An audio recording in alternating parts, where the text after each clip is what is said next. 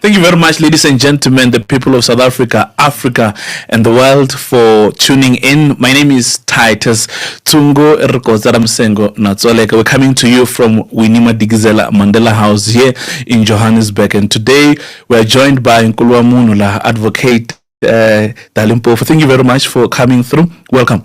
Good to be back, Titus. Indeed. And now you're back at a very critical time when, as the nation, politically, there's so much political, not instability, but uncertainty, right? And the seventh administration seems to have been met with so much delays when it comes to the configuration of cabinet or new government, if you like. Now, just give us the constitutional know-how. If you can just explain to us what are some of the constitutional requirements when we look at what happens post-elections in terms of constitution or configuration of government. Yeah, well, I'll give you both the constitutional analysis and also the political one. Yeah, constitutionally, as you know, that the Constitution prescribes that after an election, 14 days after an election result has been pronounced, then the first sitting of Parliament must happen. That is why the first sitting of Parliament set on the 14th of June, where the office bearers and the President were elected. Thereafter, there is no constitutional deadline for the President to constitute a government, but obviously he must do so within a reasonable time, because we are in a situation which is unsavory at the moment, because all the executive power is now resting with one person, the President, and in Gauteng it's resting with the Premier, because they both have not announced their cabinets. But so that's the situation as far as the Constitution requires. But what we're in now is a political crisis rather than a constitutional one.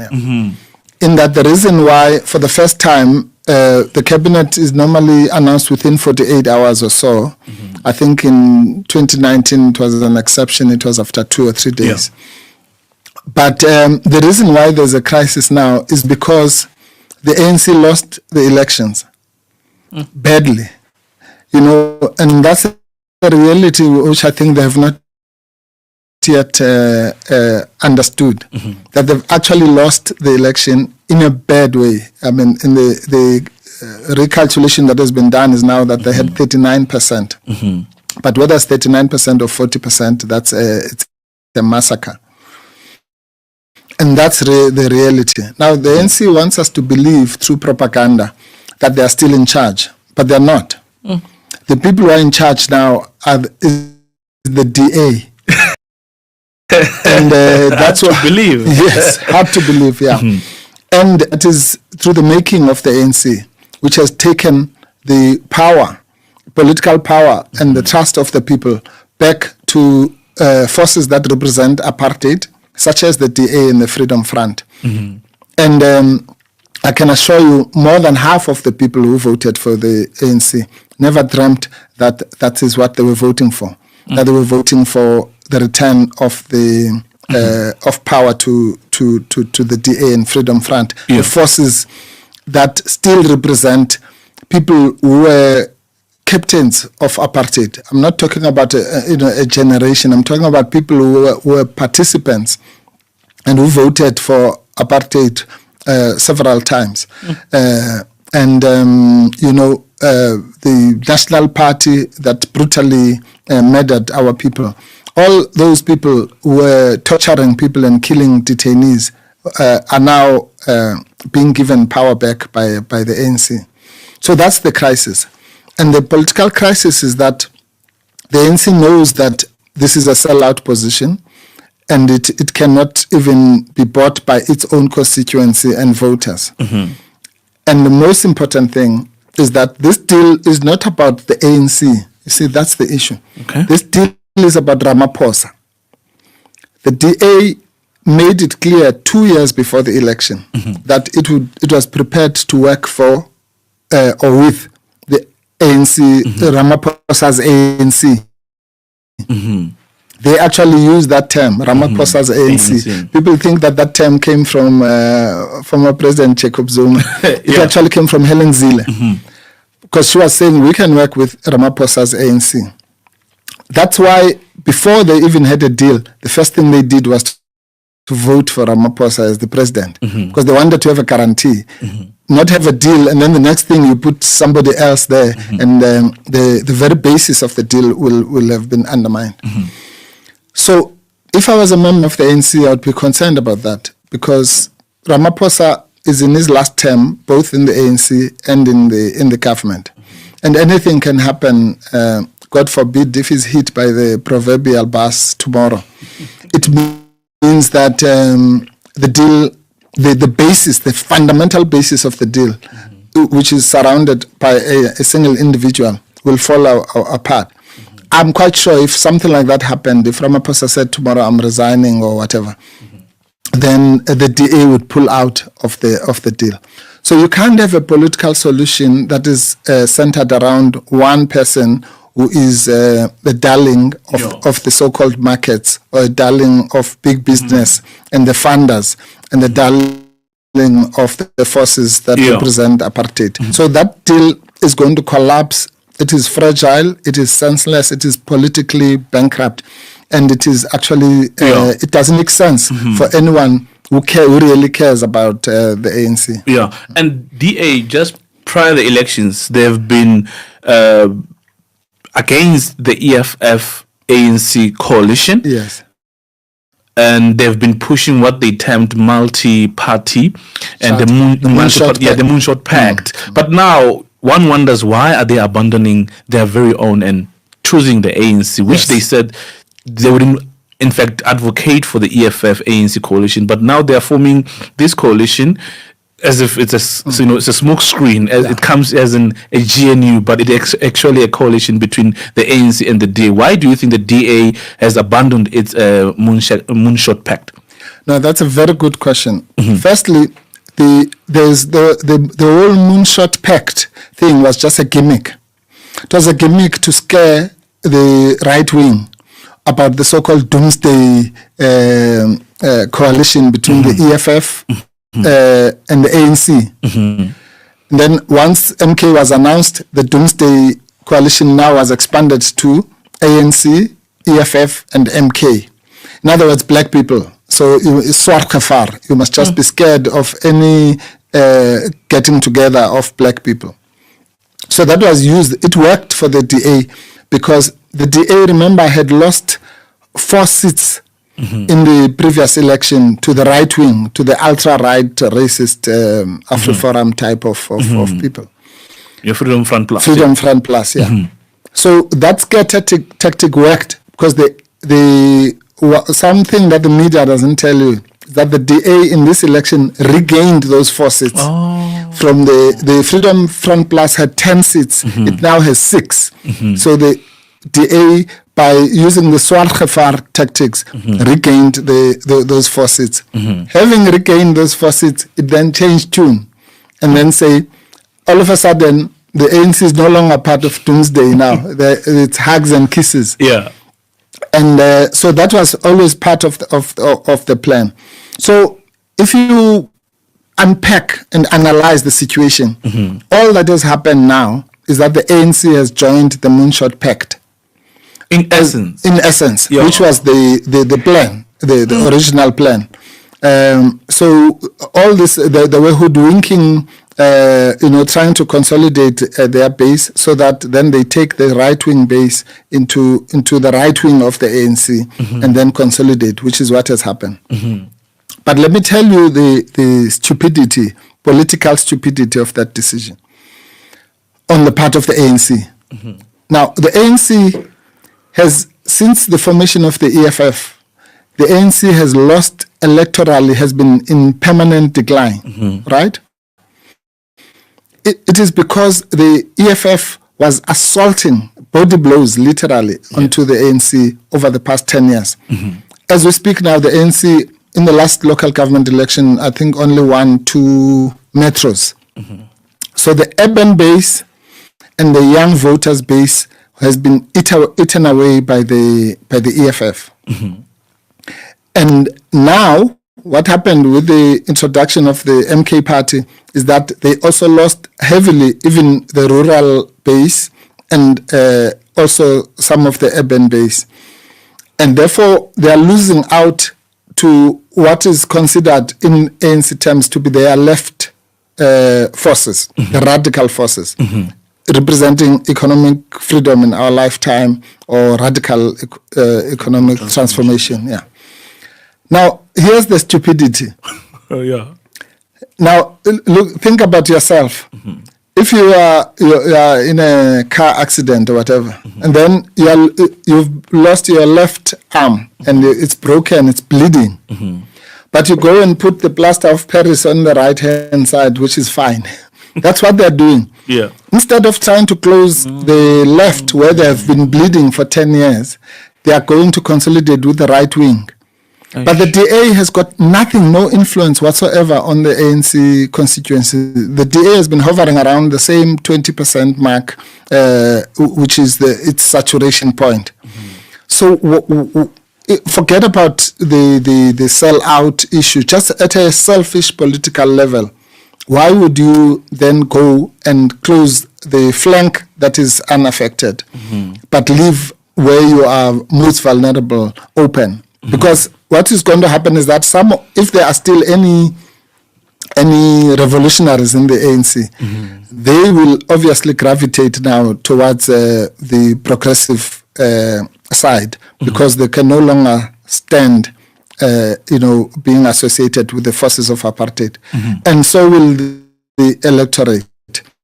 So my prediction is that the ANC in the 2026 local government elections is probably going to be in about 20% of the people that deceived into voting for them now by shouting revolutionary slogans, empty revolutionary slogans. And advocate, the most talked about now post-elections, it's something called the GNU, the Government of National Unity.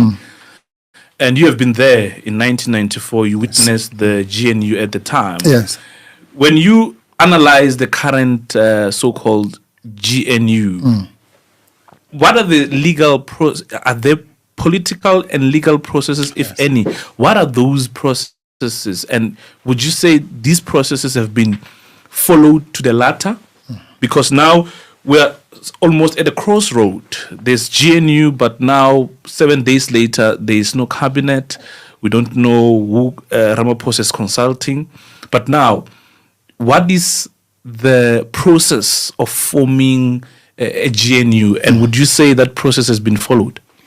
No, it has not been followed. I think that's very important to communicate to our constituency, to all the fighters out there, and to South Africans and the world at large. The first message is that there is no government of national unity in South Africa.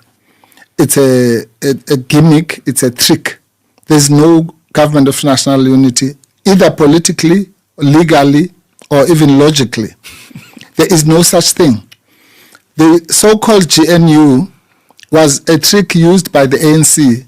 It's a term that came from the National Executive Committee meeting, which was held in Boksburg. When they could not sell the DA-ANC deal, then they just decided to call it GNU. There is a technical definition of what a government of national unity is. And some of the key features of a government of national unity are that it's a combination of political parties which make up about 90% of the electorate, sometimes 85%, but not less than that. So that first part of that definition cannot be met because the forces of change, the progressive forces in South Africa now command more than 25%. So this coalition, whatever, it doesn't matter how many parties they put in, will never be above 70-75%. So it fails the first test of what a government of national unity is. The second test is that a government of national unity is put into place when there's been a national crisis, whether it's a war or, in our case, in 1994, apartheid, the devastation of apartheid, or any other national calamity. In other words, a calamity that affects all of us, whether you are a Christian or a Jew or whatever, as a nation. That's why it's called national unity. Okay. So the nation then unites. After Japan, when they were bombed by the Americans, they had to unite around this. I think even the Israelis did that when their genocidal war started. Now they put together what they call the war cabinet because they saw it as a national crisis. So that's what is required. Now you must ask. So that's the second test that they fail. What is the national crisis that has happened now? Elections results? No. How can? But that's a crisis of the ANC. The ANC has lost elections to 40%. I accept that it's a crisis for them. But how can a crisis of one political party be called a national crisis? It's not a national crisis. Actually, we're celebrating, some of us. Yeah. So if they are at 40%, it means 60% of the nation is celebrating. So it's a crisis just for them, not for the nation. The other crisis is the crisis of the DA. The crisis of the DA is that it wants to return apartheid, and it wants to fight anybody who talks about the land and equality. Again, that's not a national crisis. That's a crisis of 7% of the population. To the extent that they feel threatened by equality and justice. So, and then the third problem is that these parties, there's no common agenda. So these ones have a crisis of losing an election. These ones have a crisis of hating black people. So what is it that they are uniting on? So if you take the words government of national unity as three parts. Yes, it's a government that they're going to form. We can grant them that. But national, there's no national crisis. Unity, there's no unity. So it's not a government of national unity. It's a marriage of convenience between two dying forces. Now, I was saying to somebody the other day, what you have here, we cannot be threatened, and they think we are threatened by this thing. You can't be threatened by two dead bodies because the DA's constituency and philosophy died in 1994 of apartheid. And the ANC's neoliberal outlook and selling out died now in 2024. So when you have two dead bodies, you don't have a crisis, you have a mortuary. And ours, advocate, is a generational mission. That is why we remain resolute in our position that we're not going to join the GNU, hence we're remaining in the progressive left. And thanks to the ATM as well, that is remaining resolute, because these are the parties that represent the interest of the black majority or the marginalized in South Africa. Now, looking at the status quo, these parties that have decided to jump ship from the progressive caucus and now join the GNU, what's there for them? What are they gunning for? Will the two, because you're saying that this is a marriage between the ANC and the DA, what is there for the other 8 political parties that are signatory to the GNU? Well, there's nothing in there for them except maybe positions. The political answer that they give is that they want to influence government. But you can't influence government and governance amidst a sellout position. I mean, that was the same position that was taken by homeland leaders in the 60s and 70s. They said, when we said we're not participating in structures that are meant for our own destruction, they said, well, don't you think it's easier or better that we must fight from inside? Yes, we know apartheid is wrong, but let's fight it from inside. Maybe we can get a few gains and so on. and we rejected that approach. We must reject it again now. Any approach that says you must fight, the subjugation of black people and the perpetuation of their landlessness from inside, quote unquote, is politically short-sighted. But as I said, these are our people, and we need to engage them, and maybe they will see the light, and we are in parliament with them, so we can engage them, but other forces outside of parliament as well. But that position is incorrect. That we must not make any bones about it. Are they entitled to take those positions as independent parties? Of course they are, but that does not make it correct. Our position is very clear. Any so-called solution to the South African crisis that includes, as part of the solution, the DA and the Freedom Front, and the recognition of Orania, and the abolition of transformation, the transformational agenda, and even indirect support of the Zionist Israeli forces. That's a complete sell-out package which cannot be supported by us, and therefore we cannot be a party to an arrangement like that. The only national unity we can have is about the land. If we say bring all these parties and let's talk about the real issues of inequality, of education, the education crisis, the health crisis, and landlessness of our people, racism, rampant racism that is perpetrated in South Africa, we will be the first ones to go there, to say that here we will even engage the enemy forces, those who are holding our land, because that is a discussion we can have.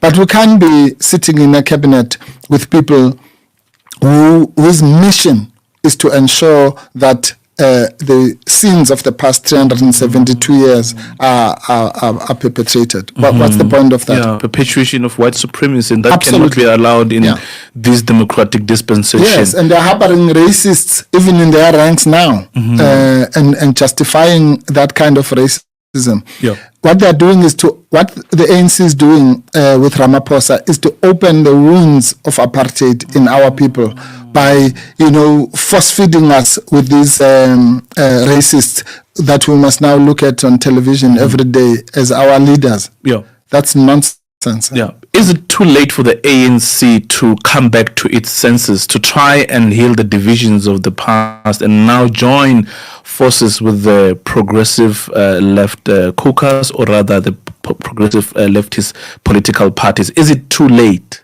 advocate? No, it's not too late. It's untenable. Under Ramaphosa, the ANC's mission is to do what it is doing. So if the ANC wants to, save itself, as it were, as opposed to being rescued, the DA slogan was to rescue South Africa, but all they're doing is to rescue Ramaphosa. Yeah. So if they must either be rescued by the masses, the ANC, by appealing to those issues that appeal to the masses, or they must be rescued into oblivion by the DA and the Freedom Front. So it's never too late, but I think that certain individuals within the ANC and certain leaders must now wake up and smell the coffee. The idea of fighting within the ANC has lost its meaning now with this last sell-out position. So anyone who sits in the ANC caucus in Parliament, or sits in the National Executive Committee of the ANC, or sits in any of its structures, must know that they are part of the enemy forces. Yeah. They are part of enemies of our people, and that's it. And how the people will deal with that is a business of the people. Yeah. But our job as revolutionary forces is to analyze and explain and educate our people as to what is actually happening, not what the headlines or the media is trying to feed them. The Constitution, advocate, outlines that the president has got the prerogative to appoint deputy president and ministers as well as deputy ministers.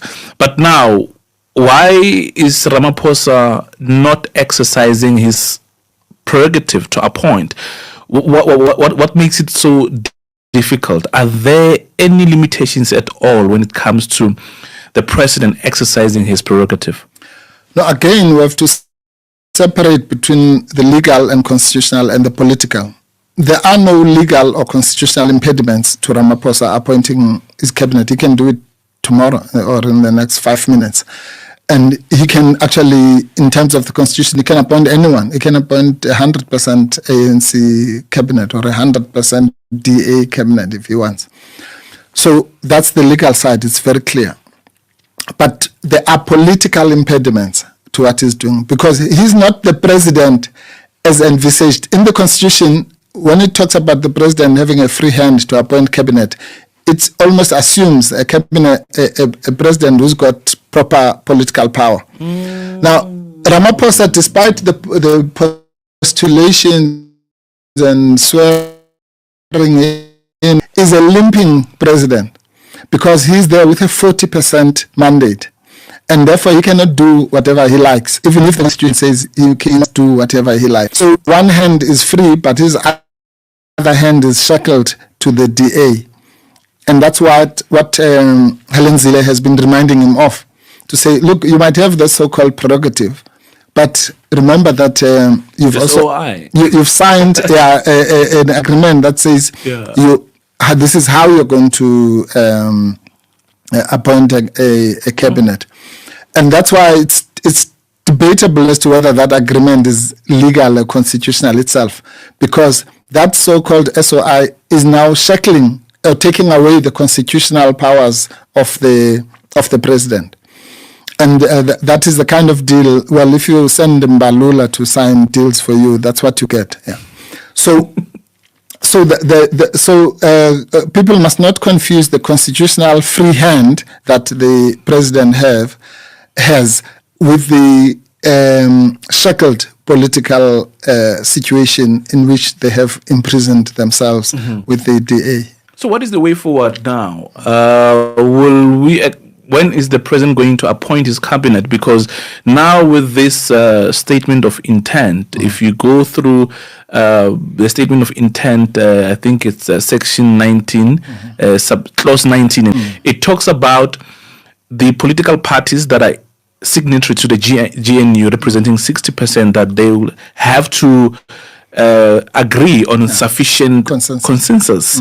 Now, how do we go about this? Will we see a cabinet that emanates from the SOI agreement, or will see a cabinet that emanates from the so-called the president prerogative? Well, no, you're never going to see one that comes from the prerogative, because, as I say, the prerogative has been compromised. So what's actually going to happen, I think, is the following. He's going to announce his cabinet, and maybe with less cabinet ministers for the DA than what they are demanding, but with more than what the ANC was offering. So they're going to find some kind of compromise. But they have no choice. The funders are there. So the idea that the ANC can walk away from this deal, that's not going to happen, because this deal they're entering it at gunpoint, basically. It started in 2017. Yeah, it started in 2017. People don't invest R1 billion in you, and then you come and say you have a free hand. Yeah. So you must accept, South Africans must accept emotionally that we're back in apartheid, that our country has been bought back with 30 pieces of silver paid to Cyril Ramaphosa, and that he has betrayed the revolution. So the deal is going to happen. Now, how the deal is going to happen is that the DA will sum of what it wants. So in other words, they'll do maybe an addendum of some sort to the agreement and try to relax some of the clauses so that the deal can go through, or delay and say that they'll deal with difficult issues afterwards and so on. So some kind of delaying tactic that allows the president to appoint a cabinet. Then thereafter, the DA is going to then want their pound of flesh. That's why they say if they have a department, they want the minister, the deputy minister, and the DG. The so-called cadre deployment that they've been running around, now they want to do it, that they've been opposing in courts. Now they want to implement it because they want to have a complete control, so that even the tenders must go to their preferred people. When tenders go to white people, it's not going to be called corruption. It will be called good governance. Yeah. And so they want to consolidate their power while Ramaphosa is still in place, because they know that thereafter the real revolution is going to take place, and the Christmas is going to be over. So it's like the last feeding frenzy of the corrupt ANC and the corrupt DA forces to make sure that they enjoy however long this thing is going to last, a year, 6 months, I think, or 2 years if they are lucky. So that's the plan, really. Yeah. And the constitution, as it were, advocate, is the supreme law of the country. But now, with what you have just alluded, there are elements that seek to undermine the very same constitution, because now it begs the question, what's the importance of the constitution? Because someone can just act, or there could be forces that takes decision that may not necessarily resonate with the constitution, because now the president, well, it seems like it's just cosmetic that he's got the prerogative to appoint. It doesn't. So what does that say to the constitution that was fought for, or our own constitution? Do you think at some point we may need to amend the constitution as it is? Yes, no, the constitution has got serious flaws. I mean, you must remember that it was our first attempt under certain circumstances. So even for those of us who believe in the constitution or constitutionalism per se, the constitution has got serious flaws. I can tell you that, major flaws. The checks and balances within the constitution are not sufficient, and some of them you can even understand and sympathize with the drafters of the constitution, like what I've just told you now. If you read the constitution properly, particularly on the executive, the chapter on the, and the chapter on the legislature, it is, you can almost tell, and I know because I was there in the periphery, that those people who are drafting the constitution never envisage, for example, a situation like this. They always had in mind, if they say the president, they have in mind the president who's got a proper mandate and a majority. And so if even the 14 days thing, they would say the first sitting must be in 14 days. It assumes we've had elections, now you just tidy up a few things and meet. It doesn't envisage that you might have to have very serious negotiations, because that 14 days would not be enough here.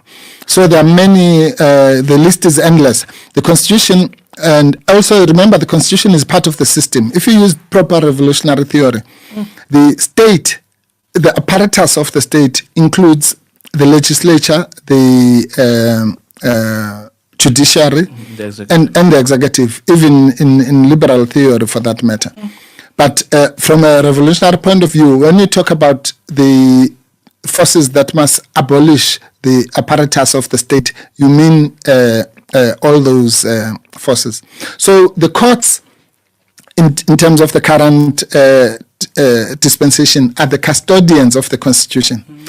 But I can put money now. If you went to a court and said the statement of intent of the GNU is unconstitutional or undermines the constitution, you're not going to succeed, because that's just too high level. So I like the way you put it. You said it's part of the system. Yes, it's part of the system, and the system is like your body. Its first instinct is to protect itself and to survive, and then it looks at other things. So a system like that, to think that you cannot fight a revolution in the courts. The courts are there as a place where, for tactical reasons, you have to bring certain issues to the fore, to bring them to the attention, not so much even of the court, but the attention of the public.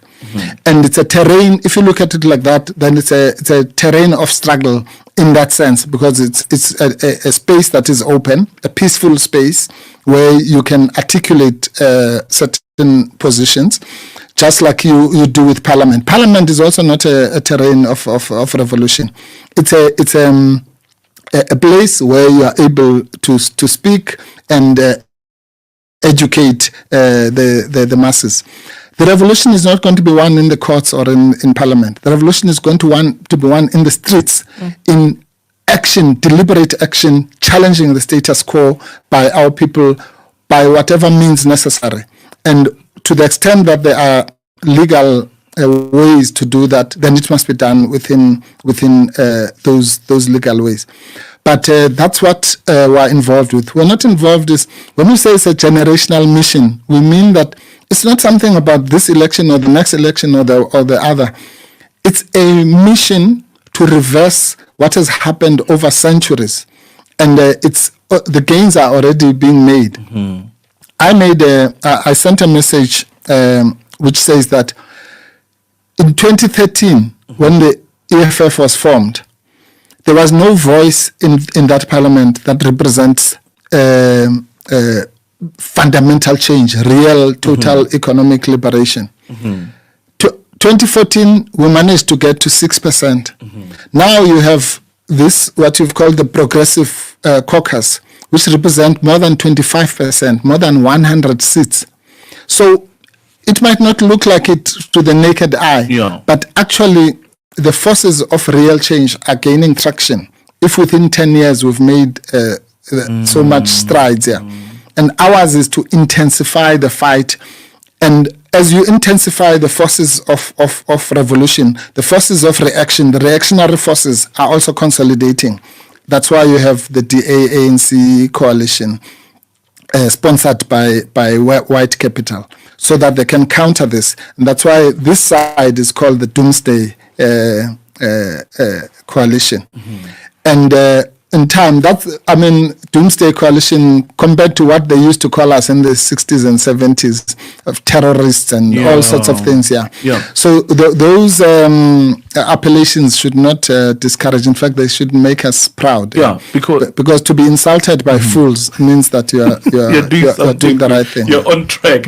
And Advocate, you're quite spot on. It took the ANC over 82 years to take over power. Absolutely. The ANC was born in 1912 until 1994. So the EFF is still fairly young, and it is a generational mission indeed. So you just never know. Maybe in 2026, 2029, absolutely, could be our time. Well, I can tell you a secret. When the EFF was started, our own assessment was that, to break the stranglehold of the ANC might take us about 20 years or so. That way. And it has taken less than 10 years. The thing is half dead as we speak now. So it's actually a cause to celebrate. And the last thing any member of the EFF must ever feel is to think that we have not achieved our objectives. We have actually overachieved, because we opened the eyes of our people. We have agitated for our people to see the sellout deal as which started in 2017, as you say, for what it is. And it is those forces. For us to succeed, it doesn't mean everyone must necessarily vote for the EFF.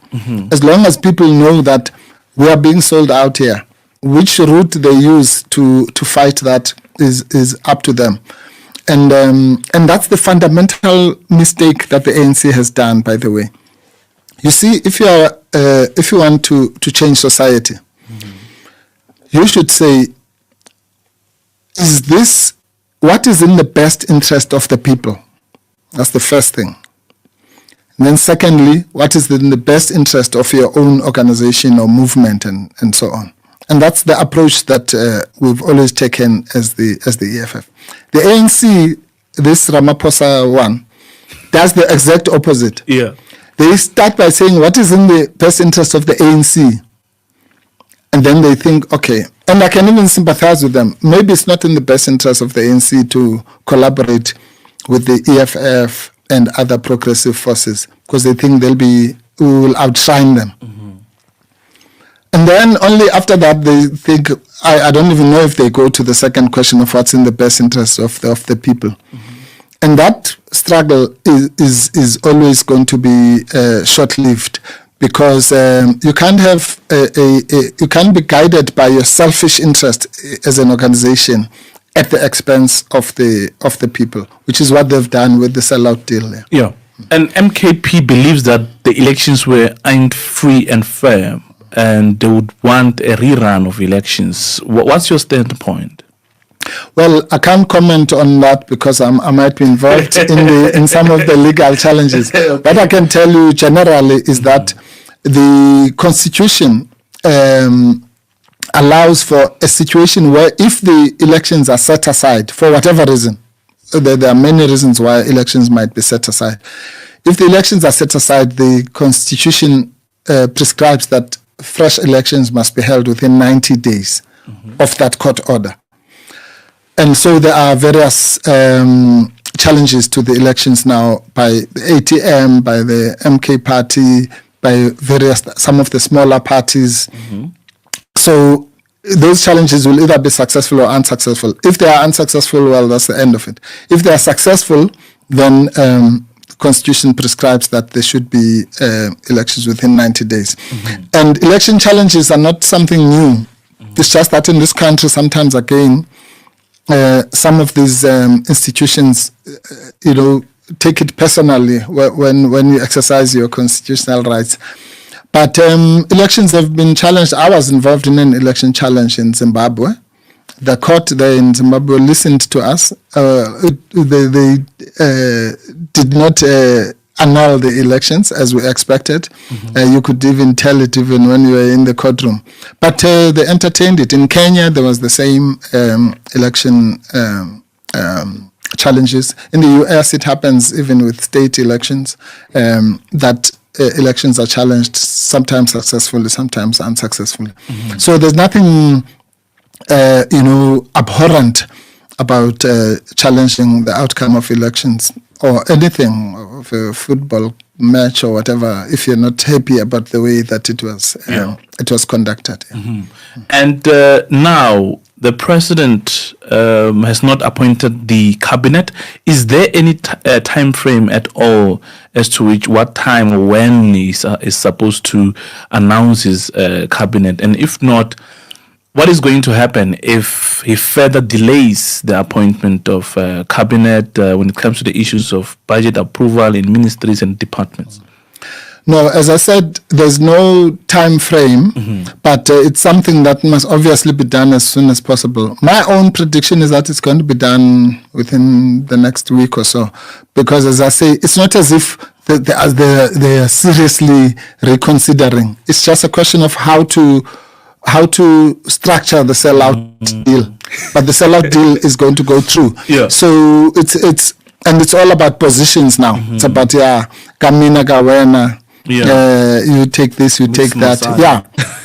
And at the center of this mm-hmm. is the protection of the sellout regime of Ramaphosa.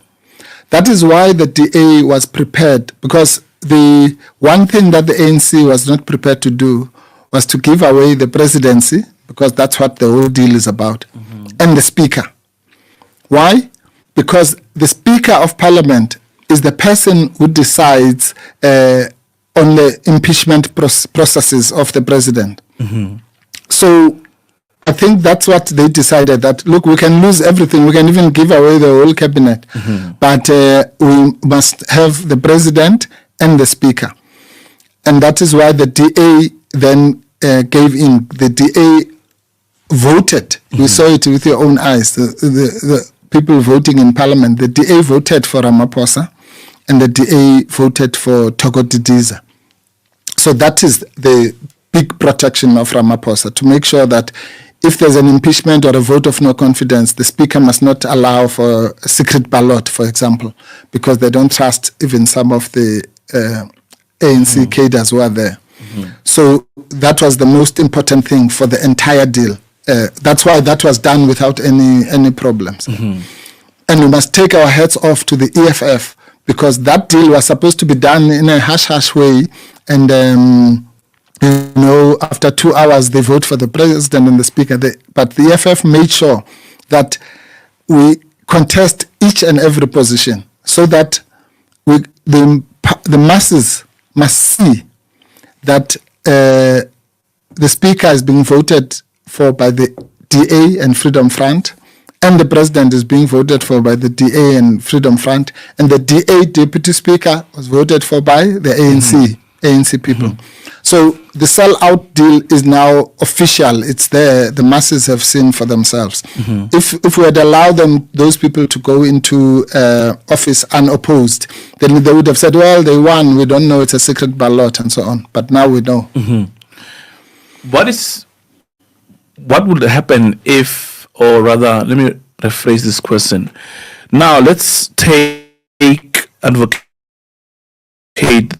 the president decides to appoint ministers or 2 ministers who are not part of the GNU, and they decide to take, let's say, Deputy President of the EFF, Floyd Shivambu, to be the Minister of Finance. Is that a possibility? Would the EFF consider that? Although I believe that the EFF will not join, like it said, that it won't join the GNU. But if Ramaphosa offers the EFF the finance minister position, will the EFF consider that? What do you think will happen? Well, I'm sure, obviously I don't speak for the leadership of the EFF, but the EFF I know would not accept that. Consider, of course, you have to consider and look at the pros and cons, asking the questions that I've asked. Well, is this in the interest of our people, and is it in the interest of the revolution in general and the organization? Personally, my answer to all those would be no. But let me explain. Our position is very simple. Again, you have to separate the legal from the political. Legally, there is nothing stopping the president from inviting anybody to be part of the cabinet. It won't be the first time, by the way. They invited us even in 2019, and we rejected that. They invited Patricia de Lille when they had the majority, and she accepted. So, there's nothing legally wrong with that. Or rather, which is impossible or has any impediment. But politically, this is not 2019. This is 2024, where they've lost an election. So they have no choice but to have other people in the cabinet. Who those people are, well, it will depend on the horse trading that is happening now. But there's no longer a choice. In 2019, they could have said, we invite you. If EFF says no, well, tough luck. Or even if Good Party had said no, well, then they would have put a cabinet of their own. Now they have no choice. So people must distinguish between that political reality. So now they have to give away something. And that is why, the DA, in a twisted way, is quite correct to insist on asking for the moon because they are holding the power. Yeah. So if I was them, I would ask to say I want 100% cabinet. You've got the legislature, and so on. So the ANC, as I say, has put itself into that trap where they had an option of saying, look.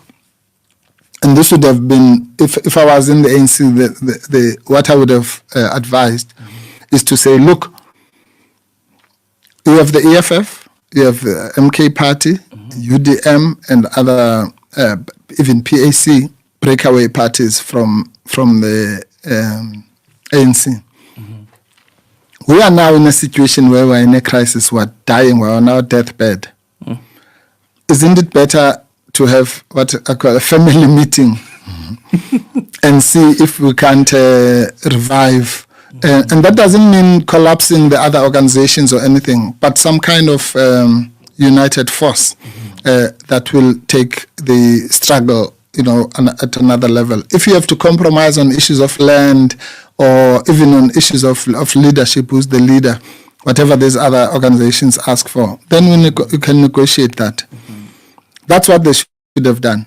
But instead of taking that choice, they've taken the choice of selling out. And the choice of selling out always has one end. They must ask Mangope, they must ask Ramudike, Matanzima, and all those people. The choice of selling out has only one way. It ends in a real doomsday. Yeah. So what do you make of the MKP members of parliament who have just been sworn in? And Judge Hlophe is amongst them. Would you look forward to a workable, a cordial relationship between the EFF and the MKP, of course, in holding the executive to account? Oh, yes. The EFF has always, from the days when we only had 25 members in parliament, believed that you need collaboration with progressive forces in the House. That's why the very first thing we ever put in Parliament in 2014 was to say the ANC with 62%, I think, at that time, and the EFF with 6% combined have 68%, which is the required 2/3 to return our land. And we made an offer to the ANC openly in broad daylight in the House to say, let's collaborate and return our people's land. That offer was rejected. So where there are like-minded parties who call for the return of the land, then obviously that is music to our ears. Yeah. Okay.